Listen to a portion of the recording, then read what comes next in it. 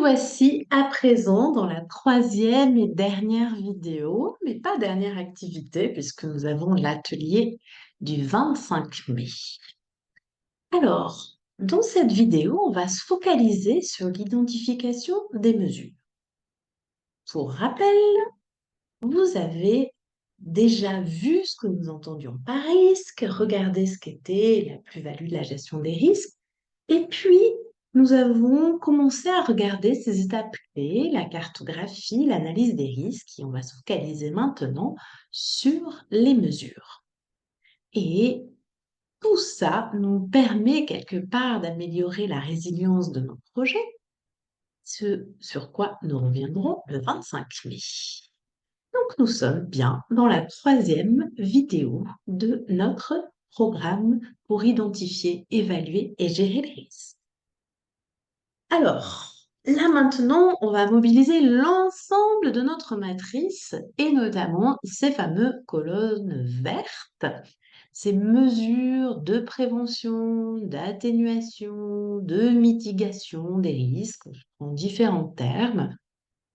Je vais aller assez vite pour pas trop faire de sémantique, mais en fait, ça va être toutes les mesures qu'on peut imaginer pour pouvoir soit limiter l'apparition du risque, soit limiter son impact, ou soit finalement mieux se préparer pour réagir si le dit risque intervient. Voyez qu'il y a une dernière colonne qui est responsable de faire le suivi des risques, d'analyser les risques, de décider des mesures ou de mettre en œuvre ces mesures. Cette dernière colonne, elle est vraiment importante pour vous, pour votre pilotage, parce que de définir en amont les rôles et les responsabilités va être précieux. Au début d'un projet, c'est assez facile, mais après, quand la situation change et que finalement on se retrouve avec des risques qui passent en zone orange-rouge, qui deviennent significatifs, voire critiques, c'est quand même bien d'avoir de la clarté sur en fait qui est en charge de pouvoir aussi repérer, de pouvoir peut-être communiquer autour de la situation qui a changé, de l'activation de certains plans qu'on a pu imaginer si on se retrouve dans cette situation, etc., etc. Donc cette dernière colonne n'est pas anodine du tout. C'est parti. Comme on l'a déjà dit, je voudrais le répéter. Finalement, tout ce processus de gestion de risque nous permet d'être plus responsables et quelque part de prendre des actions, des mesures qui soient le plus éthiques possible pour qu'on puisse être alignés entre finalement nos intentions. On fait tous des projets parce qu'on a envie de voir des changements, de changer le quotidien des populations avec lesquelles on travaille, d'améliorer ce quotidien, de s'inscrire dans ce renforcement des capacités, des capacités. Mais on ne veut pas nuire, on ne veut pas causer plus de tort que de bien. On veut l'inscrire dans quelque chose qui soit vraiment au service, dans le respect des contextes. Donc finalement, nos décisions, oui, par rapport à l'analyse des risques, elles peuvent être à plusieurs titres. Encore une fois, je l'ai dit, des fois ça fait un petit peu peur. On peut décider que finalement, quand on fait toute cette analyse de risque, eh bien en fait, on n'est pas prêt pour faire le projet, les conditions ne sont pas réunies pour faire le projet. Ou alors, quand on est en situation et qu'on a tous les voyants qui passent au rouge, on peut décider de s'arrêter. Ce ne sont jamais des décisions faciles à prendre, mais je préfère toujours le poser parce que ça fait partie de la vie des projets qui puissent à un moment donné s'arrêter. Et il ne faut pas avoir peur aussi de communiquer avec nos bailleurs de fonds, que ce soit les individus qui nous ont fait confiance, qui ont fait des donations, mais aussi les bailleurs plus institutionnels qui ont cru en notre projet, et de pouvoir leur dire, voilà, les conditions ne sont plus réunies pour qu'on maintienne la sécurité des personnes qui travaillent, pour qu'on puisse réaliser nos activités de manière cohérente, etc., etc. Mais c'est un cas extrême, il faut le prendre en considération. Notre décision peut nous conduire, et c'est ce qui se passe souvent, à agir différemment. Finalement, de se rendre compte quand on fait cette analyse de risque, et qui plus est avant de commencer un projet, de se dire, finalement, C'est peut-être un peu risqué que nous intervenions ici, que nous intervenions avec ces personnes-là ou seulement ces personnes-là, ou que nous intervenions de cette façon-là. Peut-être les activités que nous avons prévues, en fait, sont en elles-mêmes trop risquées, donc ne sont plus au service du projet. Donc peut-être qu'on doit les changer, les reconsidérer, agir, mais agir un petit peu différemment. Alors, avant qu'on commence un projet, c'est pas un problème. On va réfléchir à des moyens d'action, à des priorités, etc. Donc, on va revenir sur notre arbre à problème, on va revenir sur notre arbre à solution, et puis on va changer des choses dans notre cadre logique. Quand un projet est déjà en cours, parfois c'est un peu plus difficile parce que, ben, déjà, de faire différemment, on ne sait pas si ça va être mieux ou pas. Donc, il y a toujours une prise de risque en soi. Et puis l'autre chose, c'est que ça nécessite aussi du courage, de pouvoir dire, écoutez, là, en fait, non, on va changer la façon dont on fait et on va informer sur ce changement. L'information est cruciale. On peut aussi se dire, OK, on va agir, mais on va essayer de voir si on peut quand même faire des choses pour limiter la survenance de ce risque, pour limiter l'impact de ce risque. Donc, on prend le risque. Par contre, on est quand même proactif sur plusieurs mesures qui peuvent permettre un peu de mitiger un peu l'occurrence ou l'impact de ce risque. Puis on peut se dire aussi, OK, nous acceptons ce risque, on va continuer à agir de la même façon. Oui, on va peut-être voir si on arrive à faire des choses pour limiter la survenance du risque ou limiter l'impact du risque. Des fois, c'est possible, des fois, ça n'est pas possible. Mais on peut toujours réfléchir à finalement une série de mesures. Si ce risque survient, comment on peut déjà imaginer qu'on peut se préparer à réagir? Imaginons qu'on est en train de construire une école et qu'on a envie de pouvoir recruter les bonnes personnes et puis il y a un risque qu'on ne trouve pas les bonnes personnes avec les bonnes compétences. Eh bien, on se lance quand même dans le projet. Qu'est-ce qu'on fait si finalement ce risque survient? Ferme l'école? Est-ce qu'on embauche quand même des gens qui ne sont pas compétents? Est-ce que ben là, en fait, on a une organisation relais qui pourrait mettre à disposition un certain nombre de personnel? L'exemple le plus courant, en fait, de cette gestion des risques quand le risque survient, c'est surtout les risques sécuritaires. On en a peu parlé jusqu'à présent, mais par exemple, de se dire, ben, si finalement il y a des risques de détournement de fonds, d'enlèvement, de conflits, de violence, ben, comment en fait on se prépare pour ben, protéger les gens avec qui on travaille, peut-être pour pouvoir prendre en charge, prendre soin des personnes, etc. Donc, les décisions qu'on va prendre, elles vont être très importantes et donc cette étape d'appréhension des mesures va être très importante. Une chose que je voudrais mettre en lumière, c'est que on ne peut pas agir sur tout de la même façon et ça aide aussi de pouvoir différencier, c'est un petit peu moins anxiogène, de se dire en fait, il y a des choses sur lesquelles en fait on n'a pas ou très très très très peu d'influence. Par exemple, en période de Covid, tout le monde martelait dans ses matrices de risque Covid, s'il y avait un nouveau euh, voilà, une recrudescence euh, du Covid, s'il y avait des nouveaux confinements, etc., on a peu de prise là-dessus. Donc, on peut se préparer pour mieux faire avec, mais finalement, on va peut-être mettre moins d'énergie là-dedans parce que finalement, on a, encore une fois, peu d'influence. Et puis, est-ce qu'on peut influencer?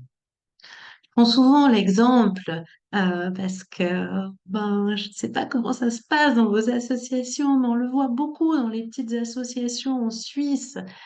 les comités qui ont été fondés par des pionniers, puis qui sont vieillissants à un moment donné, puis on veut aussi avoir des jeunes qui reprennent ce comité, etc.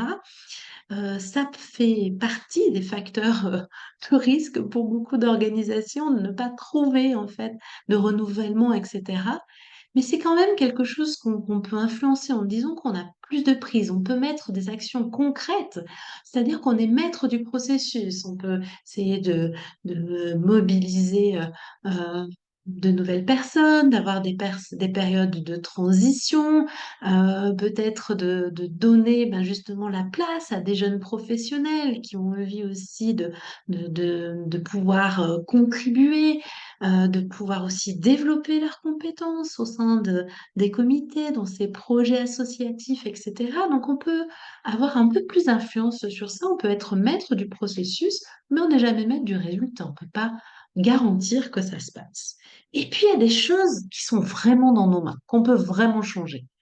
On peut totalement décider, ben, finalement, si à un moment donné, on a un risque je reviens sur ma gestion d'équipe, où on se dit, ben, il peut y avoir beaucoup de confusion avec notre partenaire terrain sur les rôles et les responsabilités. Bah, ce qu'on peut faire, clairement, c'est dans notre sphère d'influence, c'est finalement mieux répartir les rôles et les responsabilités maintenant. On peut changer des choses. On est maître du processus et puis on a beaucoup d'influence sur les résultats. Ça, peut-être quand des fois vous êtes un peu perdu aussi sur, mais on a identifié tellement de risques, et puis avec certains significatifs, mais on ne peut pas faire toutes les mesures. On n'a pas forcément toutes les compétences, on n'a pas forcément toutes les ressources financières pour mettre en œuvre toutes nos mesures. Sur quoi on met la priorité? Peut-être que ce petit visuel peut vous aider en me disant, bah, on va d'abord focaliser qu'est-ce qui est entre nos mains, qu'est-ce qu'on peut changer, notre bulle violette, sur quoi on a de l'influence, et peut-être mettre d'abord notre énergie là-dessus. Puis ensuite, on peut peut-être étendre sur la sphère rose, et puis on peut toujours se préparer, mais en ayant aussi l'humilité de se dire qu'on va peut-être pas changer ce sur quoi on a très peu d'influence. Une autre chose qu'on va aussi se demander, Heu, c'est qu'est-ce qui est déjà en place? On va pas toujours réinventer la roue. Qu'est-ce qui est déjà en place, déjà dans notre projet, dans notre relation avec la communauté avec laquelle on travaille, nos partenaires, et cetera? Qu'est-ce qui est déjà là? Heu et puis peut-être il y a des choses nouvelles à développer, à mettre en place et souvent, les personnes ont peur un petit peu de remplir ces analyses de risque en disant: «Oui, mais si on envoie ça à la FEDEVACO, si on envoie ça à je ne sais quelle commune, et s'ils voient toutes les mesures qu'on a listées, ils vont à s'attendre à ce qu'en fait, on les mette en œuvre». Non. Les identifier ne veut pas dire que vous vous engagez à toutes les mettre en œuvre et là, il faut être créatif, utiliser un code couleur en disant: «Bah, voilà, celles qui sont, surlignées en bleu, c'est celles, s'engage de pouvoir les mettre en œuvre. Et puis, par contre, les autres, on est conscient que ça serait bien. Par contre, aujourd'hui, on n'a pas les compétences, on n'a pas les ressources, on n'a pas le temps. Donc, ça permet de justifier. Donc, ne pas avoir peur de mettre des mesures, même si vous n'avez pas aujourd'hui la possibilité de les adresser. Et là, essayez de trouver peut-être un code couleur ou un petit texte qui explique celles que vous allez mettre en œuvre et celles que vous ne pouvez pas mettre en œuvre. Donc, je le redis, mais peut-être d'une autre façon, quand on va prendre des mesures, on va se poser la question, est-ce qu'il y a des choses que je peux faire pour éviter que ce risque arrive? Je reprends l'exemple politique. Donc, vous vous souvenez, dans la première vidéo, j'avais pris cet exemple dans les types de risques contextuels. Si on reprend notre fameux pestel, un risque politique peut être, mais il y a des élections en mars 2025. Les tendances montrent que ce ne sera pas forcément favorable et que les candidats qui sont bien, bien, bien pressentis aujourd'hui, en fait, ont des positions qui risquent de ne pas aller dans le sens de notre projet, donc c'est un risque réel. Mais est-ce qu'il y a des mesures que nous pouvons faire pour limiter la survenance du risque? Alors, on pourrait en lister 1000, hein, Mais si on reprend ce que j'ai présenté avant, est-ce qu'il y a des mesures qu'on peut mettre en place pour limiter la survenance du risque qui sont dans notre sphère d'influence? Alors, à moins de pouvoir dire à la population entière de ne pas voter pour ces personnes, ça va être un peu difficile. Donc là, peut-être que vous ne marquerez rien dans votre colonne. Mais peut-être qu'une autre organisation qui fait du lobbying politique à un autre niveau, ben, elle pourra marquer quelque chose dans sa code colonne parce que ça fait partie de sa sphère d'influence. Je reprends notre même risque de l'élection en mars 2025 qui risque de porter au pouvoir des gens qui portent un projet politique dont certains éléments ne favorisent pas, voire même péjorent notre projet, si on est, j'avais pris l'exemple du VIH-Sida. Euh, Est-ce que là, on peut prendre des mesures pour limiter l'impact du risque? C'est-à-dire que finalement, on sait que ben, si ces personnes sont élues, ça risque de freiner peut-être l'accès à la prise en charge dans les hôpitaux publics. Et peut-être dans les liens pour l'accès aux médicaments, etc. Et que donc, nous, en tant que projet, on va subir ce risque. Est-ce que il y a des mesures qu'on peut prendre pour limiter l'impact du risque? Est-ce qu'on peut peut-être travailler avec d'autres organisations internationales? Est-ce que on peut peut-être passer un accord avec les autorités locales pour avoir un cadre qui nous maintient que pour les 3 prochaines années, en tout cas, l'acheminement, par exemple, des médicaments ne va pas changer, etc., etc. Et puis, on disait aussi, est-ce qu'on peut prendre des mesures qui nous permettent d'être prêts si le risque survient pour limiter les dégâts? Donc finalement, des plans de contingence, des plans un petit peu d'urgence, en disant, bah, si à un moment donné, nous n'avons plus accès aux médicaments, qu'est-ce qu'on fait?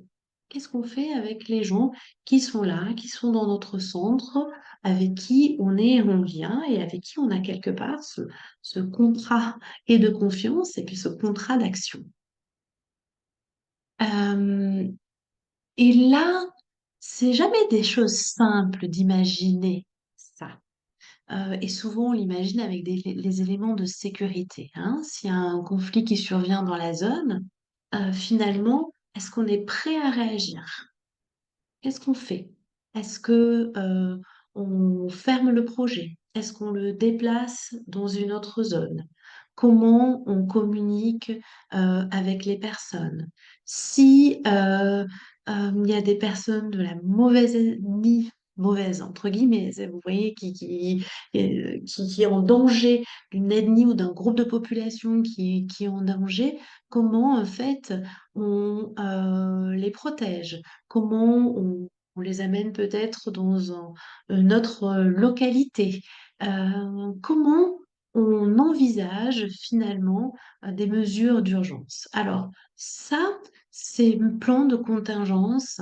On tient à disposition un certain nombre d'éléments là-dessus. Ça ne concerne pas tous vos projets. Ça concerne surtout des projets dans des zones où la sécurité est très très précaire, où il y a des risques sécuritaires importants. Donc, si vous êtes dans ce type de projet, n'hésitez pas à nous le dire. Pour les autres, juste ayez en tête euh, que peut-être il y a un certain nombre de mesures qu'on peut prendre pour mieux réagir si ce risque arrive sans avoir à développer des grands plans de contingence. Et puis, dans tous les cas, on peut définir des mesures de suivi. Et notamment, quel suivi allons-nous mettre en place pour voir l'évolution du risque? Encore une fois, hein, le contexte évolue, les projets évoluent, la relation entre le contexte et le projet évolue. Donc, il est vraiment important d'avoir un suivi des risques. Alors, une question qui se pose souvent, c'est, oui, mais à quelle fréquence? Ben, Ça dépend. Si vous êtes dans un contexte stable, peut-être juste de faire un petit point tous les 6 mois, de voir, OK, où on en est. Est-ce qu'il y a des choses qui ont changé, des choses qui se sont venues rajouter, des choses qui, en fait, n'ont plus lieu d'être? Ou dans les risques, ben, voilà, peut-être qu'ici, ah tiens, là, il y a des petits indices comme quoi, c'est un peu plus problématique. Et donc juste de pouvoir avoir ce curseur qui se déplace. Si on est dans une période d'instabilité politique, d'instabilité financière, et cetera, on va peut-être avoir besoin de regarder un peu notre tableau, d'analyse des risques un peu plus fréquemment.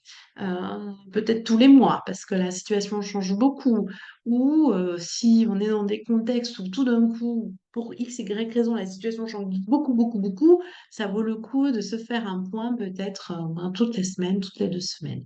Donc vraiment faites confiance au bon sens pour voir le suivi, mais suivi, il doit y avoir. Et toujours la même question, qui décide de quoi, quand et comment? Et j'insiste sur cette dernière colonne que j'ai appelée commentaire, mais qui peut s'appeler responsabilité, pour essayer vraiment de voir en fait finalement c'est qui fait quoi dans ces différentes étapes pour être sûr qu'en fait la responsabilité, elle soit chez quelqu'un ou quelques-uns, quelques-unes, c'est pas obligé d'être sur une personne, mais en tout cas qu'il y ait une responsabilité qui soit établie. Alors, une question qu'on pose souvent, alors je l'anticipe, c'est de dire, mais attendez, Edith, on a identifié 38 risques. On a fait les codes couleurs pour les 38 risques. Est-ce qu'on doit vraiment faire des mesures pour voir comment on peut limiter le risque? Et puis s'il survient, comment on peut limiter son impact? Et puis s'il survient, comment on peut mieux se préparer? Et tatata pour les 38 risques. Donc la réponse est non, on est bien conscient, consciente, vous êtes tous donné tellement de temps, tellement d'énergie sur vos projets, il y a dans certaines organisations des gens dont c'est la responsabilité de gérer tout ça, donc ils sont à temps plein là-dessus. Donc c'est pas votre cas. Donc effectivement, il faut pas que ça prenne toute la place. Mais il faut que ça prenne sa juste place. Alors, j'ai envie de dire, quand vous faites votre cartographie de risque, il n'y a pas de limite, sauf celle du bon sens, évidemment. Hein, comme je disais, si vous êtes, je ne sais pas, au sud euh, de la Bolivie, au nord du Bénin, c'est pas forcément la peine de prendre en compte le risque du tremblement de terre. Par contre, si vous êtes en Haïti, oui, ça peut être important au regard du contexte de prendre le risque du tremblement de terre et de ce que ça peut faire peser en fait sur les constructions que vous êtes en train de réaliser. Donc, pas de limite en soi, mais bien sûr le bon sens. Au niveau de l'analyse, si vous en avez identifié 38 dans votre cartographie, peut-être que c'est bien de commencer par ceux qui ont retenu votre attention. Et là aussi, faites-vous confiance. C'est pour ça que là, de le faire de manière participative, collaborative, avec plusieurs personnes, ça va être important. Parce que intuitivement, il y en a certains sur lesquels on se dit, waouh, là, euh, on sent que l'impact va être grand. Et donc de pouvoir peut-être commencer l'analyse par ceux qui vous semblent aussi intuitivement et collectivement les plus problématiques. Et si vous avez le temps de le faire pour tous les risques que vous avez identifiés, bien évidemment. Mais peut-être en point de départ, si vous en avez beaucoup, de pouvoir commencer par cela. Et puis alors, pareil, je reprends, vous en avez 38, fait l'analyse sur les 38. Si vous vous dites, oh là là, mais il va nous falloir plusieurs jours pour pouvoir travailler sur ces mesures. Alors, si vous avez ces plusieurs jours, ça vaut le coup. Mais sinon, on va déjà essayer de commencer par celles qui sont significatives, voire critiques. Et évidemment, vos rouges. Parce que vos rouges, on l'a dit qu'elles peuvent aussi vous faire dire que, attention, on arrête un petit peu, on fait vraiment différemment, voire même on stoppe. Donc, commencer par les rouges, les oranges, et puis ensuite, ben, c'est toujours intéressant de faire celles qui sont avec des effets plus limités. Tout ça, au stade où vous en êtes, c'est génial de faire une analyse de risque avant de commencer un projet. Je dirais même plus que c'est génial, c'est même obligatoire. Parce que finalement, en fait, ça peut vous faire changer énormément de choses. Et ça, c'est une superbe opportunité, si je relis ce mot que j'avais mis au tout début de la première vidéo, le mot opportunité. Alors là, il y a plusieurs cas de figure. Je vous les pose. N'hésitez pas à en discuter avec votre coach ou à poser des questions sur le forum. Donc, si j'ai une influence directe sur la gestion du risque, bah oui, alors je modifie ma logique d'intervention et je ne mets pas dans ma colonne, ma dernière colonne, hypothèse, je ne mets pas en fait mes risques. Je vais les intégrer dans ce que je vais modifier. Je reprends l'exemple. euh, voilà, je reprends l'exemple d'un programme auquel j'ai participé sur la lutte contre l'excision, où finalement le premier projet était de travailler avec les femmes. Et puis, dans l'analyse des risques, tu as apparu que, bah oui, mais comment les hommes vont recevoir ça? Il y avait beaucoup d'enjeux en lien avec l'acceptance des hommes, de ce projet, voire même, du coup, les pressions que ça faisait peser sur les femmes et comment ça les mettait dans une situation aussi de vulnérabilité, voire de danger. Donc, il t'apparaît clairement dans les mesures qu'il fallait travailler avec les hommes. Donc, du coup, ça, je vais l'intégrer directement dans mes activités. C'est-à-dire que je vais me donner l'opportunité de mettre une activité, en fait, de travail avec les hommes et les femmes, et je vais peut-être repenser toute ma séquence d'activités pour pouvoir travailler avec les deux, pour avoir finalement une influence sur la communauté et une vraie intégration, appropriation, et en tout cas de limiter les risques de mise en situation de difficulté des femmes. Vous me suivez? Et puis, du coup, ça revient à ce que je disais, mais peut-être que des mesures concrètes vont être mises un petit peu différentes. Je reprends la période du Covid, il y avait une association qui travaillait beaucoup dans l'éducation. Et puis il y avait mis ben, voilà, le Covid comme un aléa et le fait que ça pouvait vraiment arrêter les projets éducatifs. Et puis dans les mesures, ils avaient identifié pas mal de choses pour éditer du matériel didactique. Les conditions Internet n'étaient pas bonnes, donc il n'était pas question de faire des cours à distance, mais par contre d'avoir du matériel didactique que les enfants pouvaient quand même amener à la maison si jamais ben, on ne pouvait plus aller dans l'espace physique de l'école. Donc ça, c'était des nouvelles activités qui se sont rajoutées et qui ont permis de changer cette partie activité. Donc on peut changer la logique d'intervention, c'est-à-dire la façon dont on va travailler. Avant, dans le premier exemple, on travaillait qu'avec les femmes et puis en fait, on a changé le fait de travailler qu'avec les femmes pour travailler avec les femmes et les hommes, et donc du coup modifier aussi les activités en conséquence. Dans mon deuxième exemple, avec l'école, c'est pas forcément qu'on va changer avec qui on travaille ou comment on travaille. Par contre, on va rajouter des activités pour intégrer finalement la préparation au risque. Si on résout finalement, le risque, c'est quand même l'idéal. Euh, non, du coup, il n'a plus lieu d'apparaître dans notre fameuse dernière colonne qui prend différents noms. Mais il n'a plus lieu d'apparaître, puisque finalement, on l'a réintégré dans notre cadre logique.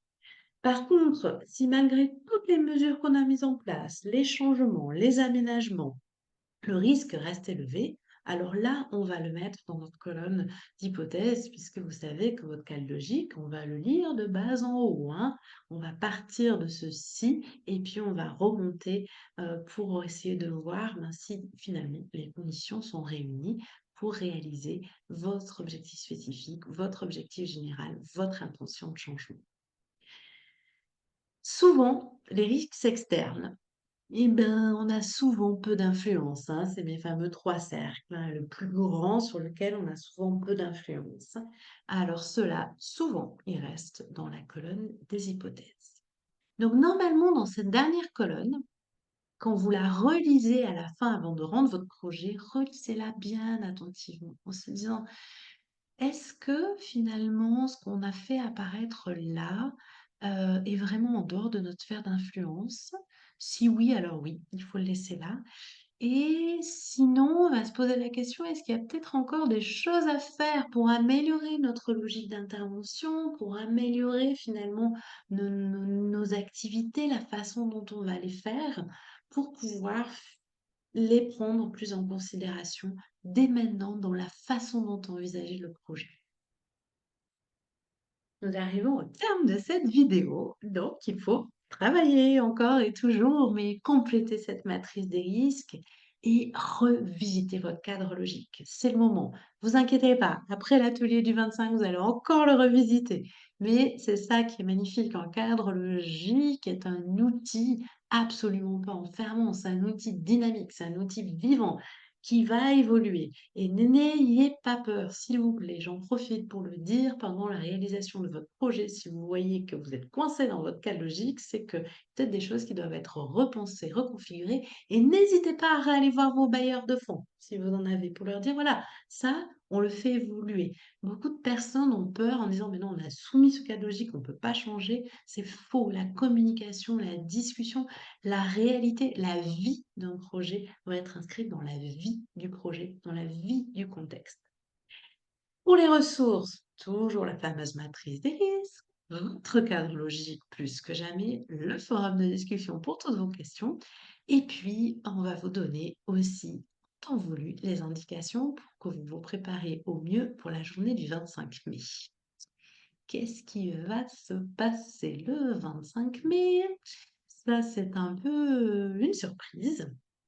On va utiliser un outil que nous aimons beaucoup, d'une sculpture en 3 dimensions pour vous aider à donner forme à votre projet, vous habituer à le présenter et voir finalement de manière très symbolique comment il se manifeste. Et là, je vous assure qu'il va certainement y avoir encore des éléments qui vont venir l'éclairer, qui vont venir faire peut-être surgir de nouveaux risques ou en tout cas exacerber ou en tout cas révéler l'intensité de certains. Mais tout ça pour qu'on puisse travailler aussi sur où sont les forces de votre projet, qu'est-ce qui peut encore être modifié, changé pour le rendre plus fort, plus soutenable, plus durable, plus qualitatif. Donc nous, on a vraiment confiance en vous et n'hésitez pas pour quoi que ce soit. Alors, à très bientôt pour la suite de nos aventures et je vous remercie beaucoup pour votre attention. N'oubliez pas qu'on est là, donc n'hésitez pas, quoi que ce soit. À tout bientôt.